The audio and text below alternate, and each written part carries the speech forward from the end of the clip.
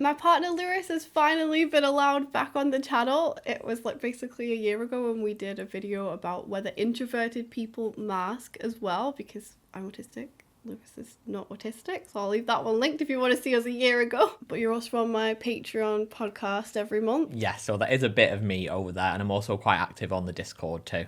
Yeah, you're around and about. But we've been together for almost 9 years now. Yeah, it's getting towards 10 years, yeah. 9 is quite close to 10. 9 is close to 10. So It's, yeah. We've been married for 5 years. Can you believe it? How do you feel? it actually seems longer. If I had to say, I'd say it was longer. Not in a bad way. So we thought we'd answer your questions about being in a relationship where one person is autistic and one person is not autistic. Maybe we'll even have some tips, as we are still together after all this time, as far as I know. I think we are, yeah.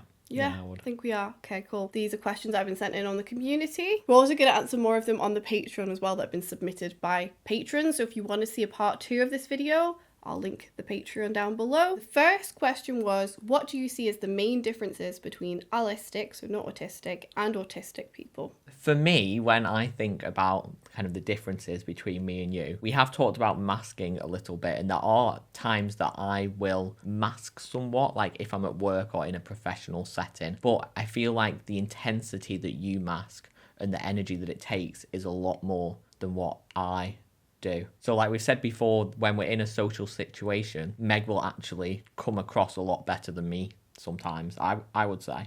It doesn't feel like it. It always feels awful. My end, or it feels very like scrambled. Yeah, but then you've also put a lot more time into it. So like I said last time, that you will prepare questions and think about it, whereas I just blindly walk in, and I'm a bit awkward, but also don't particularly care about it, if that makes sense. Yeah. Then obviously there's also kind of like the sensory experiences. You experience that way more than me, because I'm completely oblivious to so many things that Meg talks about. Like she'll walk in a room and she'll be like, it smells. And I'll be like, I literally can't smell a thing. I actually did a video recently of 9 signs that you might not be autistic, and a lot of that was kind of going off some of the differences that we have. And then I also have the video about the theory of monotropism, which I can leave linked, and I think that kind of explains a lot of the differences, like the idea that I have a more monotropic mind and you have a more polytropic mind. And you did the monotropism questionnaire with me on the Patreon on our podcast. Yes, I did, and we got very different results, even though when we discussed it previously, it seemed like some of our thinking was quite similar. The idea is that autistic people like to focus their attention resources on fewer things at a time, and that's what we're good at, focusing on a few things at very high intensity, and other people are polytropic and more able to split their attention across things. And when an autistic person is masking, they're maybe performing, I think, is it called the polytropic split? Is that what they call it? So you're like kind of splitting up your attention in a way that's really unnatural for your mind, and that's why masking can be so tiring and so bad and detrimental for your mental health. So I think, yeah, looking at it through that lens, it's kind of quite easy, I think, to understand the differences between autistic and non-autistic people. I think it's definitely been helpful for how I see autism, looking at it through that monotropic lens too, because it makes sense why you have certain reactions to things. Like when I try and get your attention when you're working, and it's like there's literally like a visible shake sometimes. I don't know if it's irritation or just trying to get yourself out of whatever you're doing, but I think it's kind of painful in a way. Yeah, sometimes you'll speak to me and it's like, I need time to realise that someone's actually speaking to me before I can take in what you're saying. Sometimes I'll say it with the full realisation of that I'm going to wait 10 seconds and then I'll re-say it again. Sometimes I just start the sentence, actually. I've been doing that recently, where say if I wanted to ask you what you wanted for lunch, I'll just go, Meg, what? And I'll stop and wait for Meg to come out of whatever she's doing. Yeah, because I literally can't. It's like you can't hear. It's like it's in another, like it's foggy.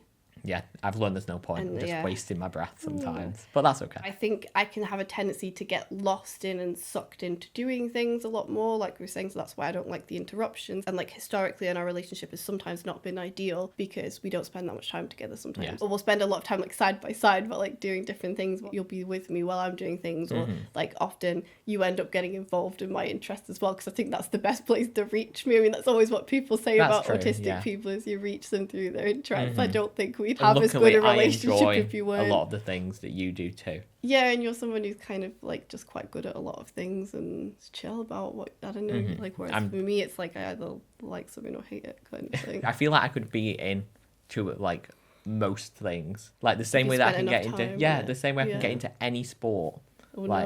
If I I just have someone to root for, I can get into any sport. I can't get into any sports.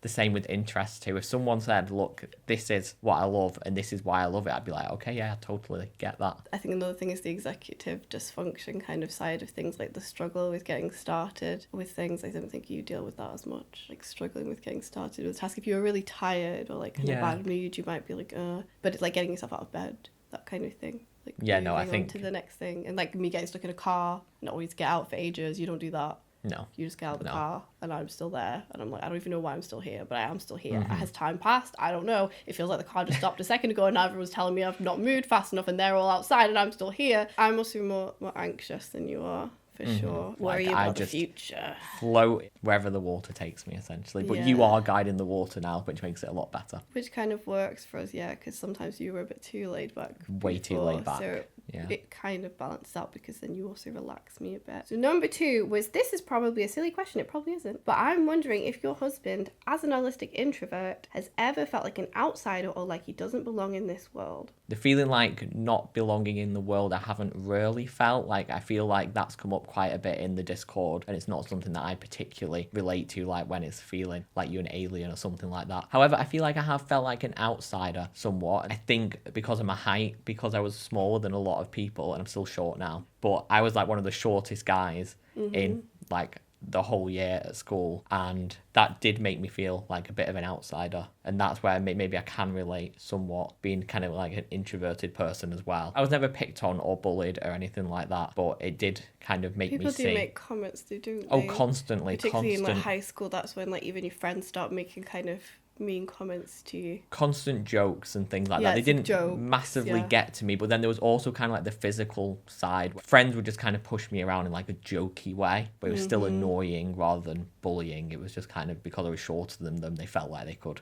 Because they could and they could get away with it, essentially. So in that way, I did feel like an outsider. Should have karate'd them. Yeah, I did do karate, but there was still that size difference. I think it's kind of important to point out that I think even people who are not autistic, it's not like you will have had necessarily a perfect social experience, is it? Like, no, it went up and down. Yeah, it's always got ups and downs because just people are complicated. It's hard to deal with other people, particularly when people are in high school and they're like hormonal and bored and annoyed with having to be at school. People because I had, but primary school, I had a fine time at primary school, whereas that's where we differed. You had not a good time at primary school. I had a good time at primary school, and then when I went to high school, everyone just got really like insults all the time, and they were like, how are you different to other people, essentially? They're like, you're shorter than us. That's how we'll That's why we'll I get kind you. of think me going vegan when I was 15 was one of the, I think that was a turning point in me feeling like people weren't as mean to me because it was like a shield. People would make fun of me for being vegan, but I was very proud of the fact that I was vegan. Okay. So they stopped making fun of my appearance because they started making fun. It out. And I think that was good. And also, I think it helped people to understand why I was weird. They went, "Oh, she's weird, but she's vegan. That's so weird that she's vegan." And it wasn't like, "Oh, that's so weird, her face." It was like, I can see the improvement there. Yes, I'm looking back at it. I'm like, "Oh yeah, that was actually really great." So just go vegan. Maybe I should have tried that. Yeah, and it wouldn't be. They would be like, "Oh, he's short because he's vegan," and then you would be like, okay. Damn. Before knowing you were autistic, was there any challenges you both faced with each other's personalities? I can't read. That clashed. Okay. Did we clash? Yes, we did clash somewhat. In terms of in terms of our personalities. Okay, no, we never clashed. Not once. No, in terms of Clash is quite. I mean, I feel like As someone with sensory issues, a clash doesn't sound very good. No, but I feel every good relationship will clash at some times because otherwise you're not communicating. Yeah, exactly. Yeah, you have to. I like a fight. I remember someone in our college, weren't they? And they said they'd never had an argument in the 1 or 2 years they were together. And I was like, do you talk to each other? The main clash that we had, I think, at the start anyway, was that you were very intense in how much you wanted to work. That was what I thought, because when we first got together, you were like, I want to do this videography business and we're going to work all the time to make it happen. And I was like, I don't really work. Like whenever I did exams or anything, I was like the night before revising person who couldn't even understand that people actually revised these things. When we got together, there was just like work, constantly engrossed in your interest. You liked videography. You wanted to do it all the time, essentially. Writing I was doing as well at that point, wasn't and I? writing. Writing a book as well. Whereas I was, quite happy to read books, Minecraft play you were into at that video point. games. Yeah, I was into Minecraft at that point, and I couldn't understand the mindset of wanting to work all the time. But I was completely way too laid back then. But I was quite extremely the other way. So, but we didn't end up balancing out. We just ended up working all the time because we had to try and make enough money running this videography business. Like, we want to continue because we moved out when we were 19 and we wanted to continue living together. We were like, okay, we have to make enough money. So then we were running this videography business that I'd already started on my own, and it was like, okay, we're gonna have to work all the time. So we kind of did have to work all the time. And we still do work all the time. Still do work all the time, yeah. I put the clash in personality was like talking about the future. And that, yeah, because I would definitely agree. I'm very, and a lot of people in my family are like this as well, like this got this kind of a bit of an anxious energy swirling around and you're always scanning for problems. I guess it's perfectionism, like how can I improve things? How can I make things better? How can I do something better with my life? And, you know, all these big questions all the time that I want to discuss for hours on end and go round and round and perseverate on forevermore. Whereas you just don't really like to talk about things that much. So you just like sometimes shut down, and then Lewis would just not say anything, and then I start to panic. So I'm like, I'm the only one who cares about this. Nobody else cares about it. It's all my responsibility. And then it like kind of amped up the anxiety more about things. I don't know. I just think it probably has just kind of balanced out a bit more over time. I think I'm a bit less like that. I'm still not perfect. Like I live day to day. That's where my head is today. Well, that's your pretty much mental it health today. thanks you for it. Yeah, but my mental health is also very, very good. But it wasn't without. That's what I mean. It thanks you for it. It does, yeah. When I first met you, it wasn't very good because I'd not planned out my future and I was in a bit of a rut. The one other thing with sensory things as well, I think also caused a clash quite a bit, particularly before we knew that I was autistic, because like I would complain about something and then I think you were trying, from my understanding, you'll have to tell me if this is true, you were trying to like reassure me about it. So you'd say like, oh, that's not bothering me. It's fine. And that obviously just sounds kind of invalidating because that is somebody's actual experience. So like, okay, well, that it's like a doctor saying your test results are fine when you're in like a load of pain. It's like, okay, cool. Just felt like you were saying it didn't matter and I was overreacting, which is a reaction that autistic people get quite a lot. I find it very difficult to understand, and like I still do sometimes. I feel like I often in problems like reassurance. So if I came in and was like, oh, it smells bad in here, and you said, oh, it's fine, I go, okay, well, it can't be that bad then. And how you understood that you liked each other. It can be tricky to tell. It can be very tricky to tell. Can be very tricky. So we went into much more detail about this on the podcast. Was that the first episode, how we met? We have a whole podcast on how we met. For an hour. We'll just do a quick kind of go through of it. We met in college. UK college, so we were 16. UK college, yes, so we were 16. Meg was in our form. We had forms that we never actually saw, but right at the start we saw them a bit, and I kind of like clocked onto Meg like straight away because Meg had quite a unique style. You had very bright that leggings. was when I'd done the big reinvention, if you've watched my burnout story video. It was all things that I liked, but I'd like got out of my way to try and, you know, stand out a bit. And you did stand out. So then we had English class together, which I didn't know, but I just walked in and I was quite early, and somehow you were early. I don't know how this happened. Nothing to bloody do, and I didn't want to go talk to people, so I sat on my own outside the classroom. I think maybe I got the time wrong. Maybe, yeah, because there were like 3 people in the classroom, early. and I'm always on time, but Meg is never on time, so it's so strange that you were there. So Meg was already there, and I thought, oh, I recognise that face. So I just went and sat next to you, whereas previously to college, I feel like I just took an empty chair away from everyone else. I was oblivious. I'd never seen you before in my life. I had no idea who you were. I just thought it was just like, oh, there's an empty seat. I didn't think there was any malicious intent behind it. Yes, but there was malicious. So anyway, then we got chatting in there and we got on quite well, I think. I hope so. Yeah, I just feel like I want to say no, but yes, it's not true. But then you were already in a relationship, and I didn't know this until we'd talked quite a bit over the first week, maybe. So you just dropped that in there, and that was quite disheartening. But then it was kind of obvious that I liked you at some point. Well, you asked me for my number and you were quite nervous, so that's when I felt like you might like me. But I never like to really assume because you don't know. Like, I'd rather just ask somebody if I wasn't sure. And I think at that point, hadn't I been told directly, actually? That's what happened. I was told directly by our other friend. Oh, yes, we had a mutual and then your whole friend group knew that you liked me. So every time I was over there, someone would make some sort of comment or joke constantly. They would. It wasn't very... So it wasn't very hard to find out. So that was quite lucky, I suppose. Yeah, we had a mutual friend who had kind of told / knew, and they told you basically, and yeah, it was really obvious. But you were already in a relationship, so then we were still friends, but I did pull back. Towards the end of college, when I was in the burnout, I started to pull back from everybody, so you probably thought it was just you, but it was actually just me not communicating with anybody because I was spiraling into the darkest place. But for me, from the outside, didn't know that at all. And then you left college, and then we didn't talk or see each other until we had that mutual friend that we just talked about had an 18th birthday party, and then we met again, and then we kind of kept in touch as friends. And then when your relationship broke up, then we started really talking a lot, and then you came to see me at university, and then we got together. That's the quick fire. Yeah, I think the other way that we knew that we liked each other, aside from being told directly, I just think we always just got on. I don't know what it is. I feel like it sounds a bit weird because we look kind of similar. People often think that we're siblings and they thought we already knew each other at college and stuff like that. But I did kind of almost feel like you were family a bit, but not in a creepy way. But I just felt like you were like a very safe kind of person. Yeah. I don't know. I just felt very comfortable around you. It did feel like we'd already known each other. I think you said as well, obviously being vegan was quite a people would make fun of, and like I never did that because you just were not always in my... kind, so I think that was a good way to test out because it was very weird to be vegan at that point. I think I just do pick up on people's energies quite quickly.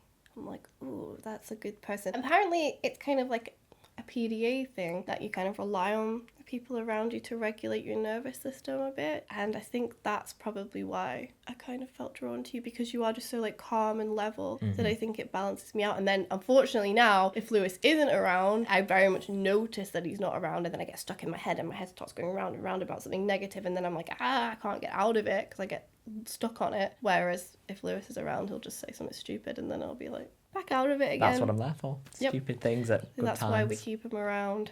I'm curious how much pressure the two of you felt to follow conventional relationship expectations. So I think straight away we threw kind of the relationship norms out of the window by we'd only just been together and we went on a holiday to Australia together and we lived together during that month in like hotels and things. And then once we came home, we basically moved in together straight away, and we'd only been together for a few months. I think our relationships always moved quite fast. I guess because we didn't know each other for quite a while before we got together, so maybe that kind of helped. Like, I knew you weren't going to murder me, probably.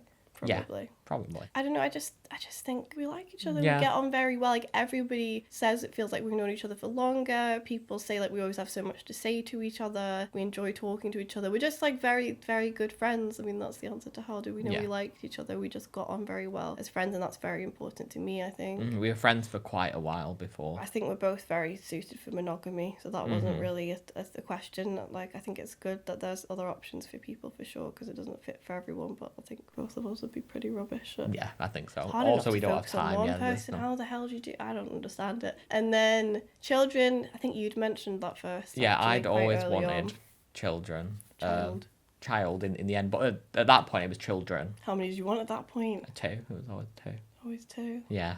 The Until we second- had 1, and then the I was second like, one's nope, gone out one the is window one now. is Goodbye. fine for me. Lewis's Yeah. second child Yeah, will it's never gone, meet you. yeah. It's a bit sad, isn't it? We have a whole wedding, a podcast episode. I think is that 2 hours, that one? Which It one's is a 2 very hours? long one, yeah. The one about our wedding. Why are we talking about our wedding for 2 hours? I don't know. For some reason we did. Yeah, we got married after we'd only been together for 3 years. So I don't know. We did things quite fast. We kind of ticked the boxes of kind of what is socially expected in terms of getting married and having children younger than other people would do. I also just kind of, I struggle to feel embarrassed and like I need to follow the social norms too much. I don't think we felt like we had to have a child because of society or anything like that. I think it was something that we both wanted to do, and getting married, strangely, it should be like very anti-PDA, but I don't know. We didn't particularly want to get married. It wasn't like beforehand we discussed that we kind of thought marriage was pointless and not really worth it. We never had a big wedding, as you'd find out in the podcast. Were there any feelings on his end after your diagnosis that your masking was lying about who you were? I think in general I didn't feel that way because we moved out together straight away, basically. So I got to see you as yourself very quickly. If we'd have been dating for longer and then we moved in together, obviously when you're dating you wouldn't get annoyed by certain sounds or whatever because you just kind of hold it in. Yeah. Whereas because we moved out, like those things come to the surface straight away. You can't. Well, I can't. I can't, but some people do like mask when they're at home, and that's probably because they were kind of forced to by their parents, which is really sad. Like for me, it's always been kind of ingrained that at home is like a release where you can, I don't know how I'd survive otherwise. To be honest, I was thinking about it, I don't think I'm that good at masking. But I think that's the thing, isn't it? That autistic people are actually a bit rubbish. But anyway.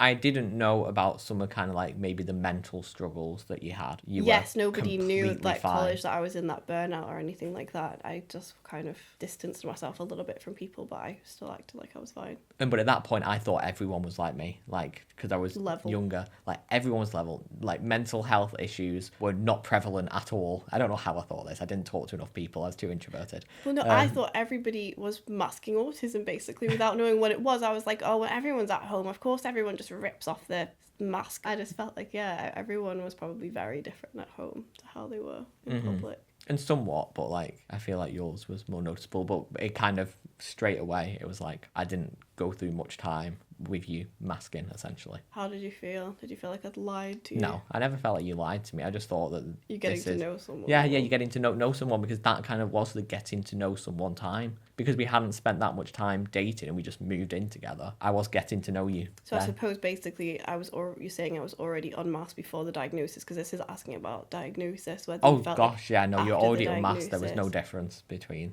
the diagnosis then. No, I was thinking, I feel like the only thing was the stimming. You didn't really know about the No, stimming. no, I suppose not. But I also don't see it as a... You don't notice things No, because you're God, not no. that observant. And I would also never see it as something weird, or like I would never come in and be like, what are you doing, in like a mean way. Like the Squishmallows in the bath Yes, story. yes, like if I walked in and you had Squishmallows in the bath, I'd be like, okay, bit quirky, but I'd like, there's no issue. I'd just go, okay, fine. Oh, Yeah, my that's snail's cool. upside down. I feel like I'm very accepting of others. Like I'm not critical, I don't think, in terms of others' behaviour. No, and you also, like, if I had just like started dancing around the room with Joy, you'd just probably dance around as well, because Definitely, you like yeah. quite movie anyway. That's the one thing that I spoke about in that Science and Autistic video, that you actually do stim quite a lot, and sometimes non-autistic people are quite stimmy. You also sit weirdly like me. But then inside our heads is very, very different. Yeah, but they're not in some ways. I think just how we view the external world and ourselves, maybe. But then our like values are the same. Oh, well, yeah. And that's the thing that's important, I think. That person asked, what do you think about the idea of like people are lying by masking? I would say in regard to that, I would kind of try and view it through the person who's masking's lens and being like, well, why are they being that way? And they're not being that way to attempt to deceive you or anything. It's probably just a survival reaction. And So it's you also should be 'cause they want to be understanding. liked, I suppose. Yeah, they want to be approved of. So I think it's seeing it and being understanding and accepting, and also being quite happy that this person has shared that information with you. But I think there could be a situation where when somebody unmasks, you realise that they kind of are not that suited for each other. And I think, well, that's kind of okay, I suppose. There might be times where you have to kind of move on and realise, like, oh, actually, we weren't that suited for each other, and now it makes sense for this and this reason. Definitely, especially if someone's making you feel bad when you unmask too. Was there any big change in the relationship after the diagnosis? So I would say at first there was basically zero change for me. I didn't understand autism. I had very little understanding, and I was also really busy because I was a student doing a placement at the time, and there was so much work that I actually didn't have time to comprehend what you were telling me or what had happened. And obviously you talked about it quite a lot beforehand, but I still hadn't understood what it meant. It was only afterwards. I feel like the channel has The helped channel you to actually. understand a lot more. Yeah, like That's I true. wonder what the situation would be without like me spending so much time making these videos.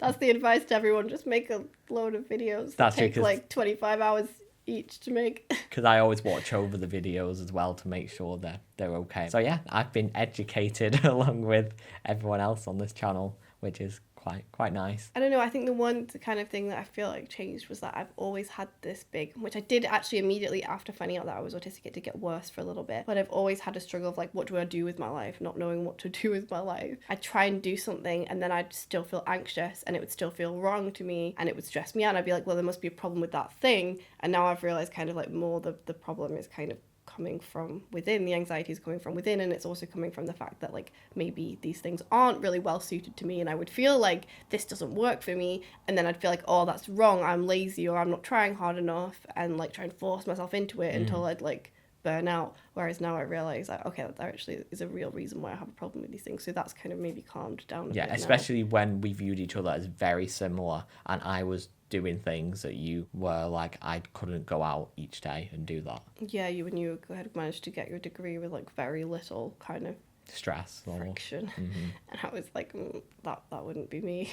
Yeah. So I was like, but then what's different between us? Because it's not like you know, you're massively more intelligent than me. We're like pretty similar. So I was like, well, that doesn't make sense, and it made me feel really not great about myself. I do think maybe there was a period of time where like you had to have a bit of an acceptance period that certain things about me weren't going to change. Yes. Oh, that's very true, actually. Things like when you had meltdowns and when you were kind of what I would view as being kind of quite emotional, because I'm very like, bury it down, don't think about it. I thought initially that might be something that you would grow out of, for lack of a better term. Well, it was always like a thing that I was working on. I think probably a lot of other autistic people can relate. Like, you're trying to be better. I'll be better. Always apologizing for yourself. Yeah, and I think initially I felt a bit negative about it. I was like, okay, these things are never going to change, because of course everyone can't be perfect all the time. I think over time, since the diagnosis, I've become more accepting, and I think it's actually improved our relationship, I would say. How does he handle you needing to spend time alone with your special interests? How does he handle it? I handled it by involving myself in your special interests. Like, everything that you have an interest in, I would say I also kind of have become involved in it somewhat. Yeah, like you're on the Discord and things like that. And yeah, because your special interest became autism, and I am also involved with the Discord and... And then the videography business we ran together. I don't know, I think that is just the best way to kind of connect with. There's an autistic person that you have a crush on. You might have to find yourself a shared special interest, maybe. And Taylor Swift too. And now Taylor Swift is like, you rated all of Taylor Swift's songs, and he has a spreadsheet. And he's got into it as well. And I'm just as excited for the Eras tour. Yay, see, that one's okay. Do you like that one? No, not really. I also did want to say, as a person, I really value kind of that shared interest. Like, there's nothing worse than when you tell someone, like, oh, this show or this music is great, and they just don't care. Like, to me, it feels like... You have always taken an interest in my things. I've been less so with yours, probably, because I can't be bothered with football and things I find it like you don't... I tried a bit. You don't value my opinion on things. I'm like, well, why would you? Yeah. So when someone tells me that they're into something, I try my best to involve myself in it as well, because I enjoy that kind of shared enjoyment. Yeah, whereas, as I say, I kind of either love something or I hate it. I also feel like you do really like to spend time with me, which is really nice, and I really appreciate that, because I wouldn't want to be, I don't know, like, it's a bit of a thing with like heterosexual relationships and people kind of hating each other and being like about the other gender. But I also feel like you're not like needy. You wouldn't be like, oh, you're not spending enough. Well, I mean, maybe I was really not spending enough time with you, but you like playing games and stuff. Like, you just play games or watch football. Like, you do your own thing. Like, you do have interests as well. Oh yeah, it's not, I have my own interests. Or you'd read a book or something. Like, you can entertain yourself if you need entertaining. Number 9, do you make accommodations for your wife, and if so, what do you? Oh, this is for you to answer, really, isn't it? What accommodations do you make? I don't have a wife. Do you not? No, I don't think so. Okay, so what accommodations do I make? So I suppose I do the cooking. That's always been a thing, because you just wouldn't eat. If Meg was responsible for the cooking, we wouldn't be here right now. I'd just lose track of time, and then we wouldn't eat. I wonder how many less meals we'd have had if you were responsible for cooking. That would be so hard for me. I'd say we'd average about 1 and a bit a day. We just live on tops. fuel. Yeah. So I do that. I've always done that, and then I help out a lot with our son. Like, I do the school run, because Meg would really struggle with that. Yeah, when you can, you do it. Yeah. Because there isn't an issue with that for me. Things like when we mentioned before about if I want your attention, then I don't go at it. I've kind of learned how to. That's nice. Some of these things I don't even realise. I also never ask you to do things either. That's an accommodation that maybe you don't notice. But I only ask you to do things if there's no way that I can do it myself. So you'll ask me to get a drink sometimes, but I don't think I ever ask you to get a drink. Meg will make me a drink sometimes, but I would never ask her to. If I ask you to make a drink, you never make it though. Yes, I'm bad at that. You always forget. I'm like, I haven't drank anything for hours, please, would you make me a cup of tea? And then he's boils the kettle and then forgets. I think we kind of just allocate jobs, like chores, around our strengths. And we never talked about them. Yeah. Because I don't think it's just you accommodating me all the time, because you hate doing anything to do with finances.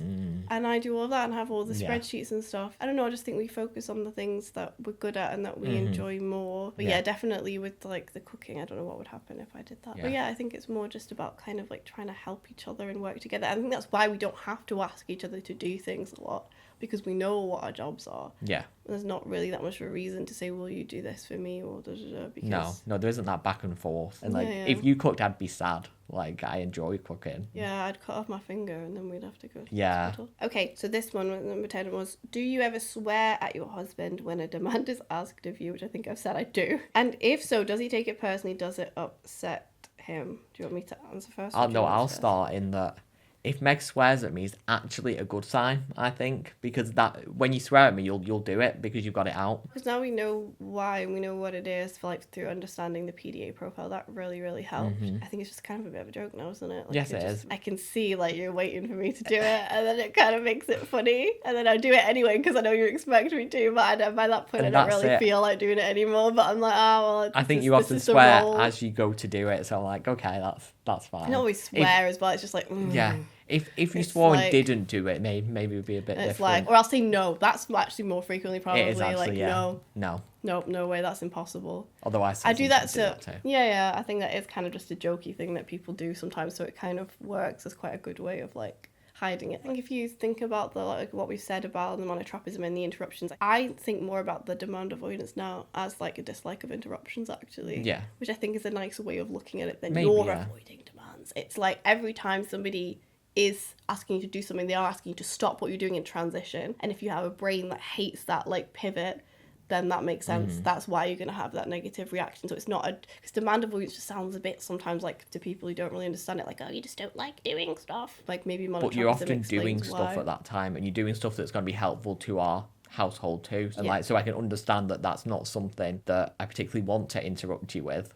Yeah. As well, it isn't like you're just doing something for your own benefit and just very, very selfishly. But everyone doing has to be something. interrupted at some point. That's the problem. All tasks must come to an end, so there's always going to have to be an interruption at some point. I just think if you like do have a bad reaction sometimes when interrupted, I suppose you just kind of gotta apologize and just kind of accept that maybe you're not always going to be perfect. Because I think the problem is sometimes like your brain hasn't caught up with it yet. Like you just kind of react and you don't really have time to think about it. So yeah, I think it's just kind of both kind of understanding why you do it and that it's not personal, and then also knowing when to apologize. Although also I saw that Jessica from How to ADHD talking about how maybe sometimes you can thank people instead of apologizing, so you don't feel like you're apologizing all the time, because that can kind of wear down your self-esteem. So we're going to be answering some questions from patrons over on Patreon. That's up now. And there's a big thing of like people like over 50ish, because a lot of people get divorced or like someone passes away or whatever, where they have like STI problems, isn't there?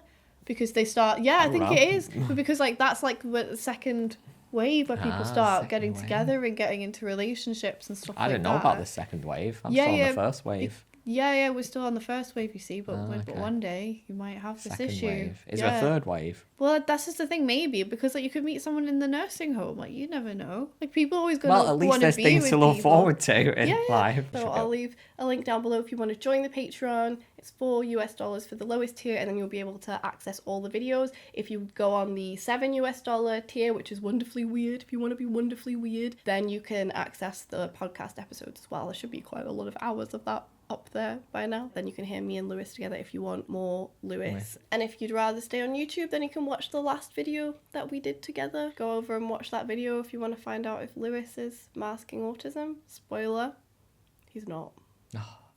Bye.